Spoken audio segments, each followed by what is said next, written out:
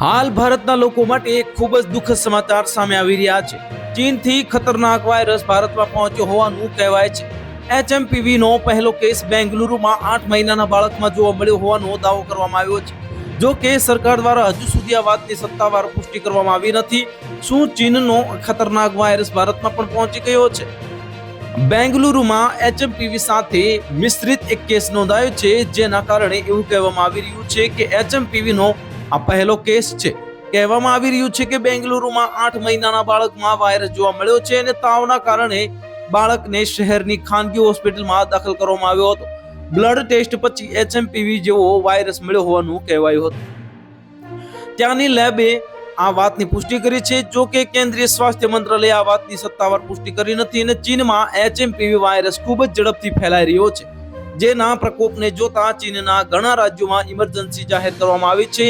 ચીનના ઘણા વિસ્તારોમાં સ્થિતિ વણસી ગઈ છે અને ચીનમાં ફરી એકવાર માસ્કનો યુગ પાછો ફર્યો છે।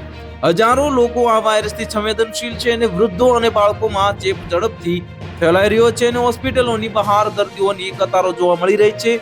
બાળ વોર્ડમાં દર્દીઓની સંખ્યામાં સૌથી વધુ છે અને ભારત ચીનની સ્થિતિ પર નજર રાખી રહ્યો છે અને ભારત સરકાર પણ આ વાયરસને લઈને સતર્ક થઈ ગઈ છે। સરકારે HMPV અંગે એડવાઇઝરી પણ જાહેર કરી દીધી છે।